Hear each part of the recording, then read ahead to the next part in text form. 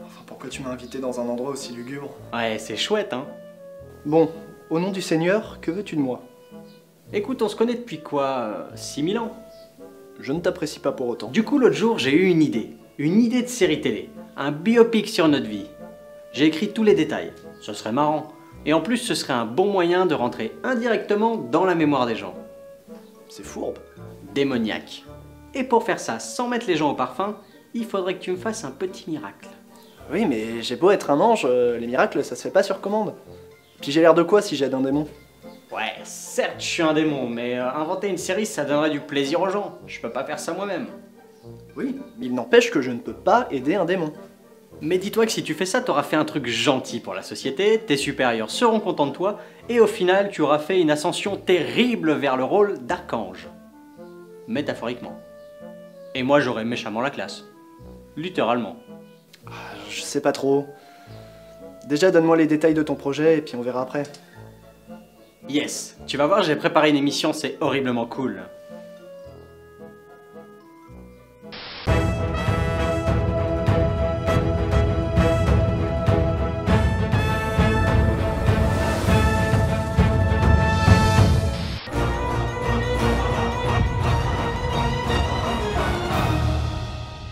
Bonjour à tous et bienvenue dans le monde des séries.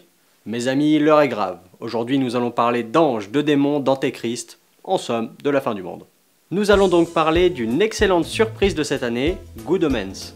Good Omens est une comédie fantastique diffusée le 31 mai 2019 sur Amazon Prime Video. Amazon qui a développé la série en coproduction avec les studios de la BBC.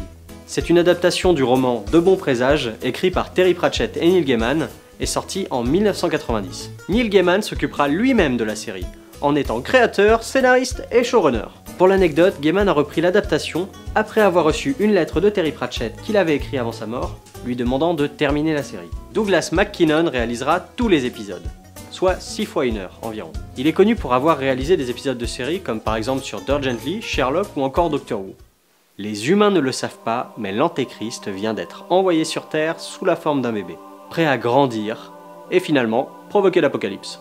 Cela fait près de 6000 ans que Aziraphale, un ange, Rampa, un démon, vivent parmi les humains. Ils s'y sont habitués et la fin du monde, bien qu'inévitable, ne les tente pas trop.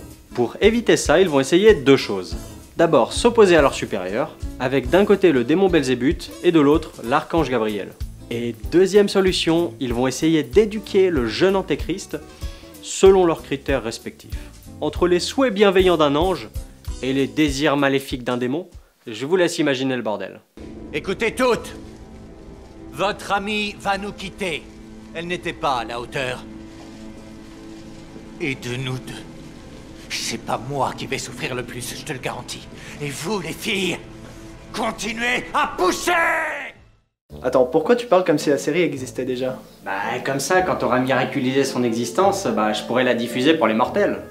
Le terme miraculisé n'existe pas. Ouais, je suis démoniaque aussi avec la langue française. Pour commencer, je vais vous parler du meilleur personnage de la série, plus grandiose que son compère du paradis, le démon Rampa, ou Crowley en anglais, interprété par David Tennant. 10e docteur, je ne t'oublierai pas. Rampa est le démon, donc par définition, il veut faire le mal, en créant par exemple une route autour de Londres. Une fois construite, les millions d'automobilistes qui rouspèteront en l'empruntant auront le même effet que de l'eau dans un moulin à prière. Ils produiront un brouillard perpétuel de faible teneur maléfique qui encerclera la ville de Londres. Au-delà de ça, et à force de vivre avec les humains, il a pris goût à un tas de choses, comme l'alcool ou les musiques de Queen, toujours à fond dans sa fidèle Bentley noire de 1926.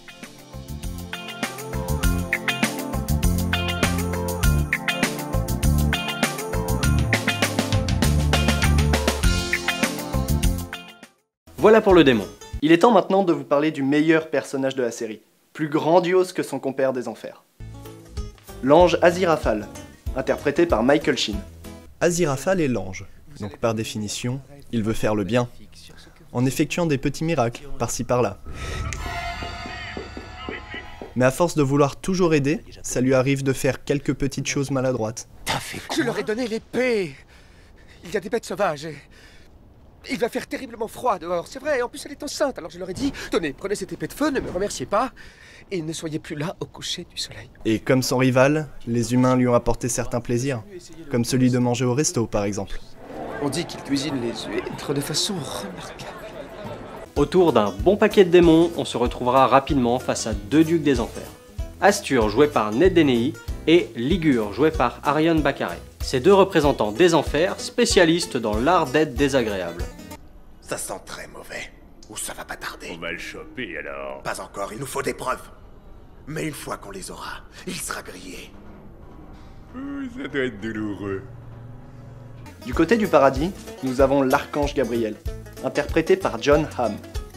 La grande classe quand même. J'avais bon espoir qu'on puisse faire quelque chose. Ah oui, on peut se battre. Et on peut gagner. Mais cette guerre, on n'est pas obligé de la faire. Évidemment que si, sinon comment pourrait-on la gagner? Et il y a également la voix de Dieu, qui nous guidera pendant toute l'aventure. Interprété par Frances McDormand. Ouais, il y a aussi Satan, le Seigneur des Ténèbres, interprété par Benedict Cumberbatch. Et n'oublions pas l'important. Il y a des humains dans cette histoire. Important, je sais pas, mais il y a le Sergent Shadwell, interprété par Michael McKean. Espèce de crétin! Le sacré, retire-toi ton Satan!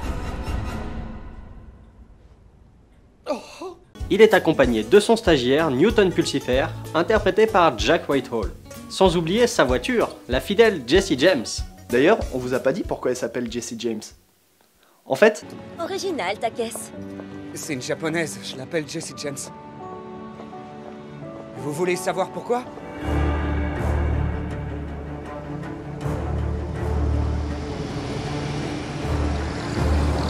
Qui dit chasseur de sorcières dit sorcière, tout du moins la descendante d'une famille de sorcières. Anathème Bidule, interprété par Adria Arjona.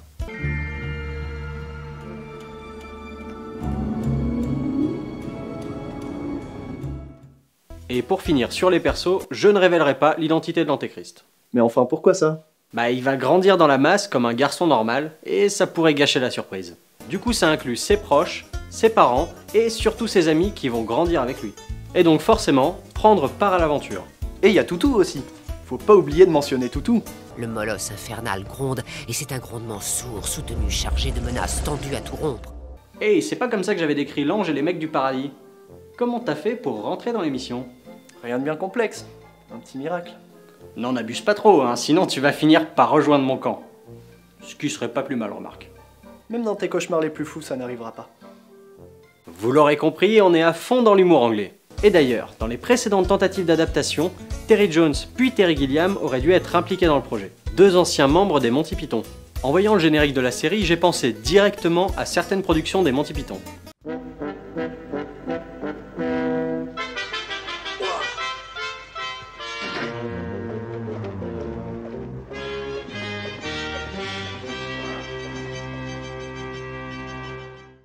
Mais enfin, tout le monde a l'air d'oublier que l'humanité va être entraînée dans la plus grande guerre de la création. Et dans une apocalypse sans fin. Mais c'est exactement ça, ils prennent absolument tout à contre-pied. Et ça dans plein d'époques différentes, avec des persos divins, qui se comportent de plus en plus comme des humains. Nous autres humains sommes tellement vite embarrassés que nous préférons négocier notre pornographie en toute discrétion. Les humains sont si faciles à comprendre. J'ai trouvé une citation de Michael Sheen qui décrit très bien le genre. Ils prennent un sujet plus grand qu'eux, énorme comme la vie de Jésus, l'univers tout entier, ou ici l'apocalypse, l'enfer et le paradis, et le ramènent au niveau de l'humain, du superficiel, de l'absurde. C'est très anglais. C'est très bien dit. Et c'est un très bon choix de casting pour jouer l'ange.